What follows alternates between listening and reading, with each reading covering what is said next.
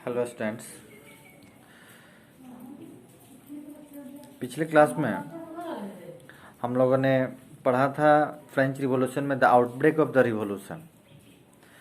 इस क्लास में हम लोग को पढ़ना है कि France becomes a constitutional monarchy. जैसा कि आप सभी को पता है कि थर्ड स्टेट ने अपने आप को नेशनल असेंबली डिक्लेयर कर लिया और नेशनल असेंबली ने क्या किया कि फ्रेंच कॉन्स्टिट्यूशन का फ्रेमिंग किया। तो फ्रेमिंग करने के बाद क्या हो गया कि फ्रांस में लुइस 16 का जो पावर था, ये स्पेशली आप कह सकते हैं कि मोनार्क का जो पावर था उसको लिमिटेड कर दिया गया। कॉन्स्टिट्यूशन में क्या हो गया कि France becomes a constitutional monarchy हो गया, वहां पर संवैधानिक राजतंत्र हो गया। The national assembly completed the draft of the constitution in 1791। ये क्वेश्चन आता है कि कब नेशनल असेंबली ने ड्राफ्ट किया था कॉन्स्टिट्यूशन को? 1791 में। Its main objective was to limit the powers of the monarch. उसका मुख्य उद्देश्य था कि राजा का जो पावर है उसको कंट्रोल करना, लिमिटेड करना। These powers instead of being concentrated in the hands of one person they are now separated and assigned to different institutions. पहले जो लेजिस्लेचर, एग्जीक्यूटिव और जुडिशरी तीनों किंग के अंतर्गत आता था, कॉन्स्टिट्यूशन फ्रांस में बनने के बाद तीनों इंडिपेंडेंट हो गया, लेजिस्लेचर, एग्जीक्यूटिव और judiciary. This made France a constitutional monarchy. यही क्या कहलाने लगा? Constitutional monarchy. अब यहाँ पर हमको एक चीज देखना है कि वहां पर जो कॉन्स्टिट्यूशनल मोनार्की हुआ तो जुडिशरी, एग्जीक्यूटिव और लेजिस्लेचर तीनों अलग अलग हो गया, तीनों इंडिपेंडेंट हो गया। अब हमको यहाँ देखना है कि constitution of 1791 vested the power to make laws in the national assembly which was indirectly elected. National assembly बना जो क्या होता था? इनडायरेक्टली इलेक्टेड होता था। That is citizen voted for a group of electors who in turn choose the assembly। और वो क्या करते थे? इलेक्टर्स जो होते थे वो असेंबली को चुनते थे। अब वहां पर देखिए, वहां पे कॉन्स्टिट्यूशनल मोनार्की तो हुआ लेकिन वहां पे यूनिवर्सल एडल्ट फ्रेंचाइज नहीं लागू हुआ, हर एक आदमी को वोट देने का अधिकार नहीं हुआ। Not all citizens however had the right to vote. सभी नागरिकों को वहां वोट देने का अधिकार नहीं था। Only men above 25 years of age who paid taxes equal to at least 3 days of laborer's wage were given the status of active citizen।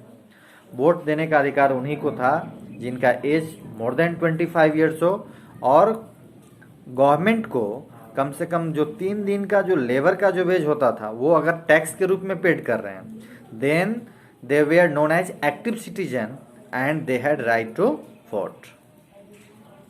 That is they were entitled to vote. अब एक चीज फिर से समझ जाइए, पूछता है कि who were active citizen? The people who were at the age of 25 years and paid 3 days laborers wages were known as active citizen in France and they had right to vote। The remaining men and all women were closed as passive citizen, were classed as passive citizen। जो बाकी जो 25 years उनका as है लेकिन वो 3 दिन का wages नहीं दे रहे हैं, ठीक है, तो बाकी महिलाएं और बाकी जो लोग थे जो टैक्स नहीं देते थे वो पैसिव सिटीजन में आते थे। To qualify as an elector and then a member of the assembly a man had to belong to the highest bracket of tax payer. अब देखिए, इसमें अगर असेंबली का मेंबर बनना है, ठीक है, तो उनको क्या करना पड़ता था? या इलेक्टर बनना है तो उनको highest bracket of tax pair होना पड़ता था, यानी जो सबसे ज्यादा टैक्स दे रहा है वही असेंबली में भाग ले सकते थे, उसके मेंबर हो सकते थे। The constitution begin with declaration of the right of man and citizen. वहां का जो कॉन्स्टिट्यूशन बना, जैसे अपने यहाँ का कॉन्स्टिट्यूशन है तो प्रियम्बल है, उस तरह से वहां का भी फ्रांस का भी कॉन्स्टिट्यूशन बना। उसमें डिक्लेरेशन था right of man of citizen. कौन कौन से राइट्स थे? The rights such as the right to life, freedom of speech, freedom of opinion, equality before law were established as natural and inalienable right. Inalienable आता है। इनलिनिएबल का मतलब होता है जिसको आप ट्रांसफर नहीं कर सकते हैं, अहस्तांतरणीय अधिकार, that is they belong to each human being by birth and could not be taken away. और ये अधिकार उनको बाय बर्थ मिला होता था, जिसको आप माने कोई भी गवर्नमेंट बने वो उसको अधिकार को ले नहीं सकता है, यानी उनके राइट को एक्सप्लॉइट नहीं कर सकते। It was the duty of the state to protect each citizens natural right. और ये जो भी गवर्नमेंट हो उनका काम है कि नेचुरल राइट को प्रोटेक्ट करना। ये पूछता है कि नेचुरल राइट्स कौन कौन थे, तो right to life, freedom of speech, freedom of opinion, equality before law, they were natural rights in the France in the constitution of 1791। Next class में हम लोग फिर पढ़ेंगे France abolishes monarchy and becomes a republic. इस class के लिए इतना ही है। फिर that's all, thank you, have a nice day.